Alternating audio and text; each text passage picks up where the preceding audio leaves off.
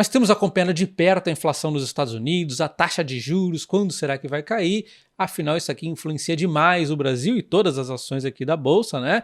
Mas não podemos esquecer a nossa situação interna. Vamos dar uma olhada então hoje como está a inflação no Brasil, como será que vai estar caindo a taxa Selic? Será que temos surpresas aí à frente? E vamos falar também sobre as principais ações do exterior que eu tenho na minha carteira. Elas dispararam, o que eu vou fazer. Vou falar também de alguns ETFs aqui que eu vou estar mirando. Então primeiro começando aqui sobre o que eu vou fazer com as minhas ações no exterior que dispararam, já antecipo que eu tenho utilizado de um tempo para cá a CoinFury para comprar ações no exterior e também Bitcoin na mesma corretora, tudo aqui sem corretagem, sem taxa, esse foi um dos motivos para eu começar a utilizar ela, e além de eu poder deixar o dinheiro aqui parado na renda fixa que, vamos dizer, em dólar, né, rendendo 6% ao ano. Na verdade, ela rende 0,5% a mais do que a taxa de juros americana, que hoje está em 5,5%, então ela está rendendo aqui 6%, enquanto eu fico aqui me decidindo o que fazer, né, o que comprar. E na descrição do vídeo e nos comentários fixados tem mais informações sobre a CoinFury, dá uma checada lá, tá? Então falando rapidamente aqui das 4 maiores posições da minha carteira, começando com a maior delas é a Berkshire Hathaway,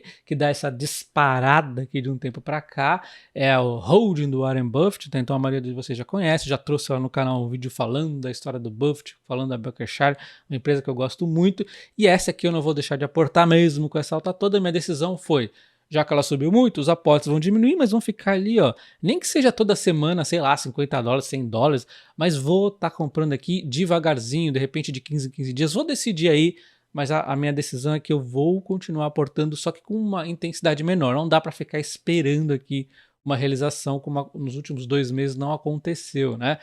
Na sequência, o segundo maior peso da minha carteira é a Taiwan Semiconductor. Essa aqui eu trouxe bastante para vocês aqui no fundo, né?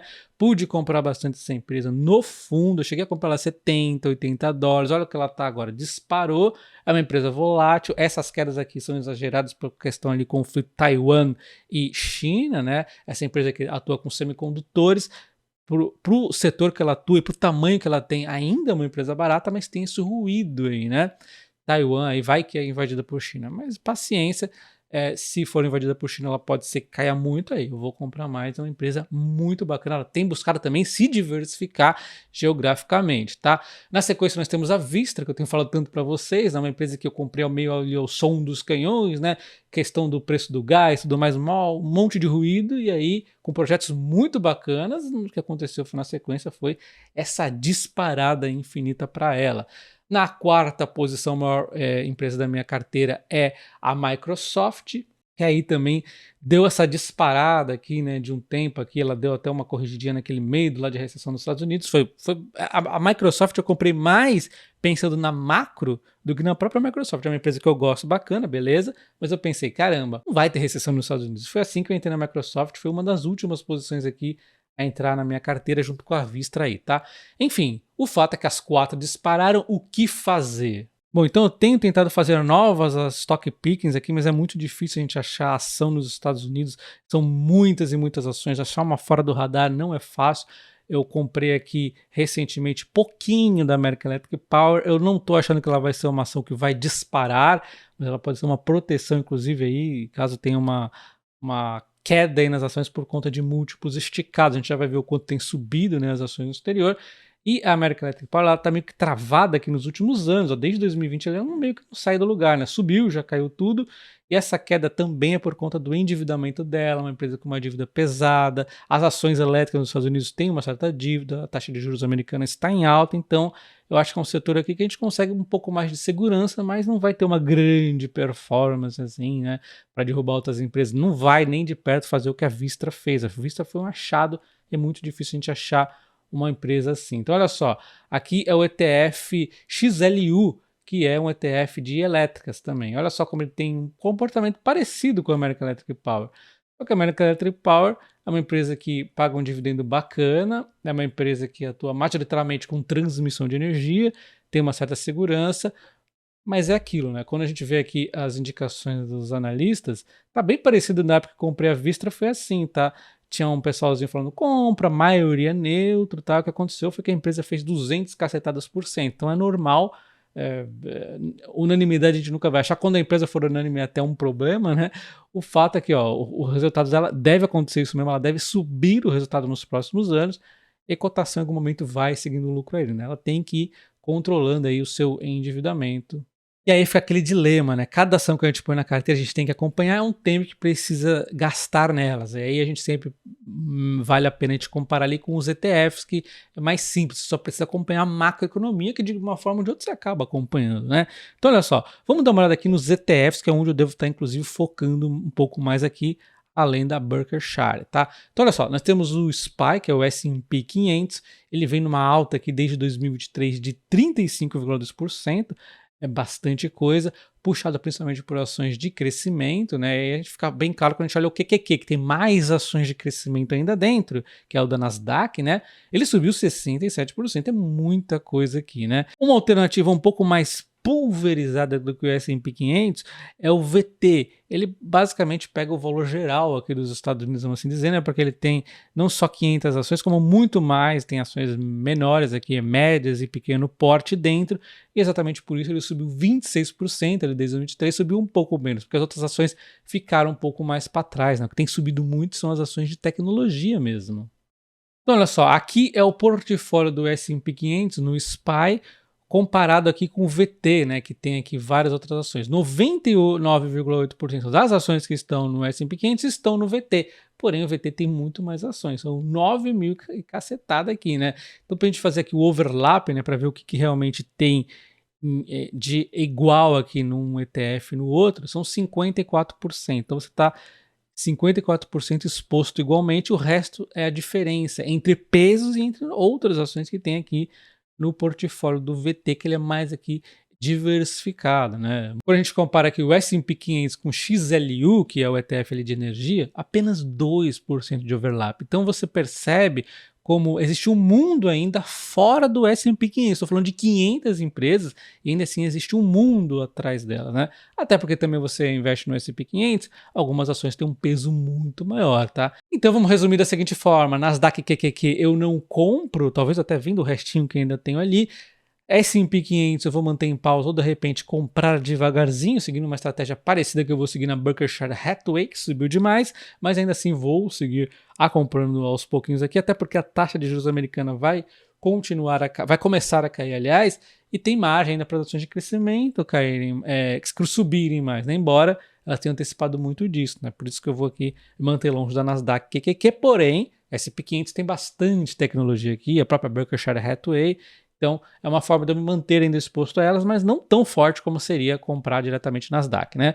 TSM, Vista e Microsoft são as ações que eu gosto muito. Estou aqui de olho nelas o tempo todo, não vou estar comprando nesse exato momento, mas assim, sempre de olho, são aqui 3 das 4 maiores posições da minha carteira, né? Enquanto o ETF de elétricos da American Electric Power seria aí uma proteção de repente para a taxa de juros americana começar a cair, essas empresas tendem a subir, porque elas têm aqui, a maioria delas pelo menos tem um pouco de dívida, elas caíram recentemente, e caso a taxa de juros americana não caia tão cedo, elas já estão um pouco mais descontadas que, por exemplo, as ações aqui da Nasdaq. Então eu acho que um viés negativo, elas estão mais protegidas do que um viés negativo da Nasdaq.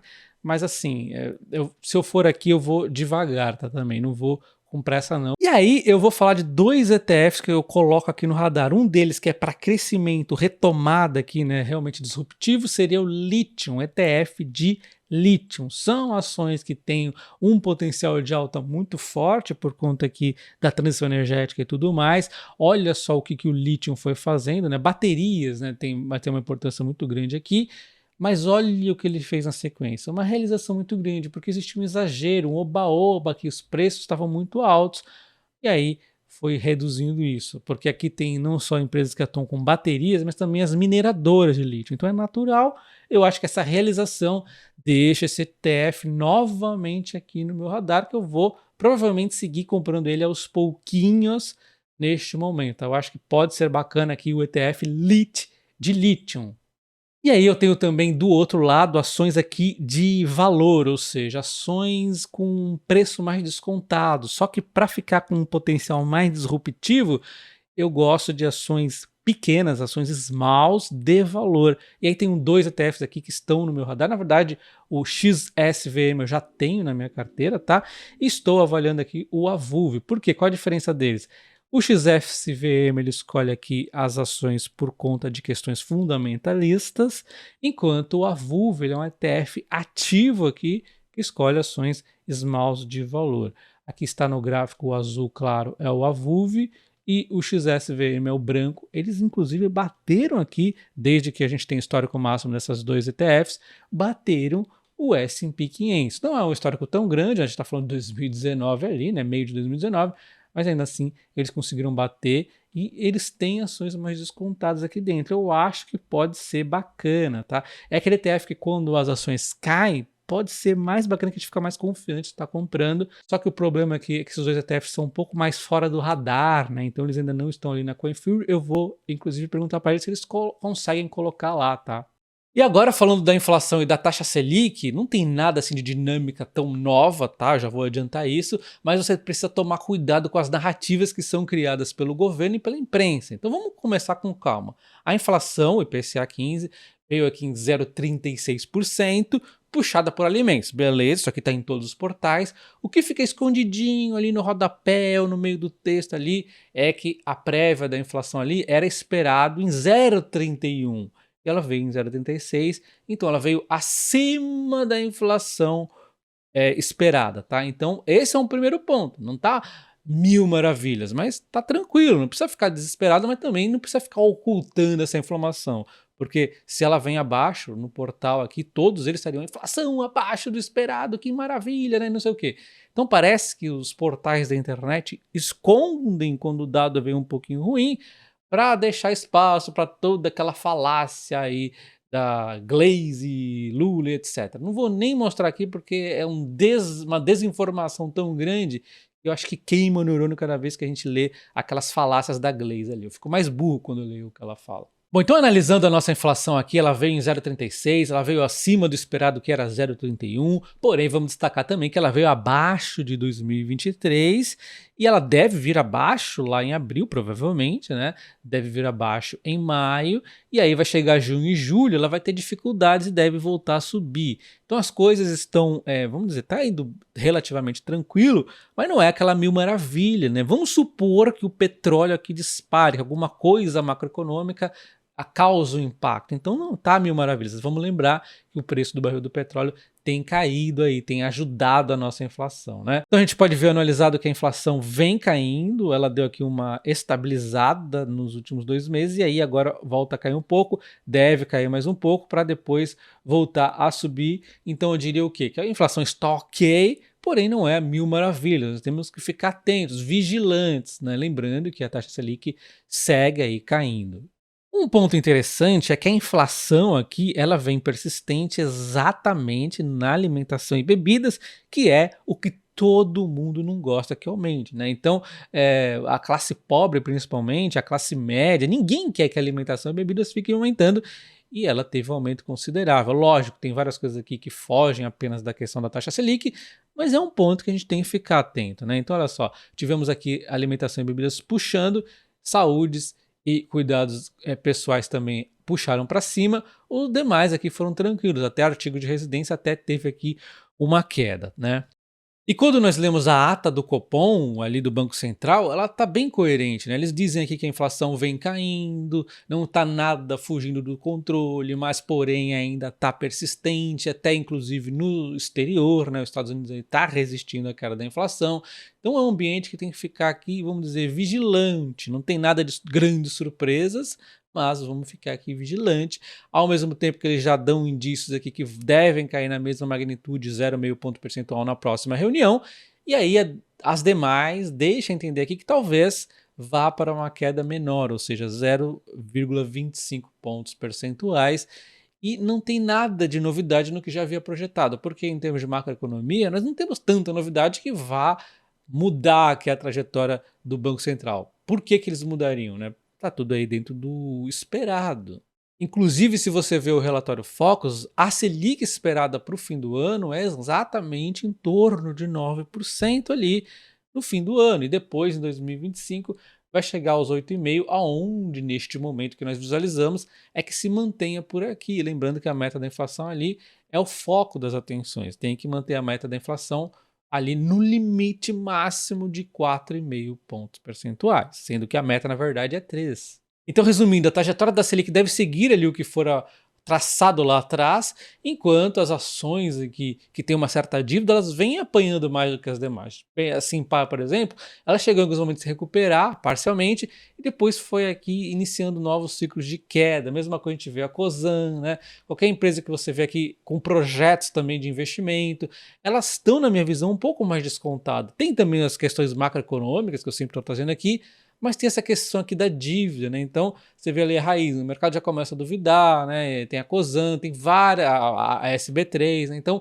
empresas com dívida maior tem essa pressão aqui adicional por conta da Selic, mesmo que a Selic esteja seguindo ali e fora projetado lá atrás, vai chegar provavelmente no ano que vem a 8,5%. Não é uma Selic maravilha, mas também melhorou. Então, eu fico por aqui, um abraço e até o próximo vídeo. Valeu!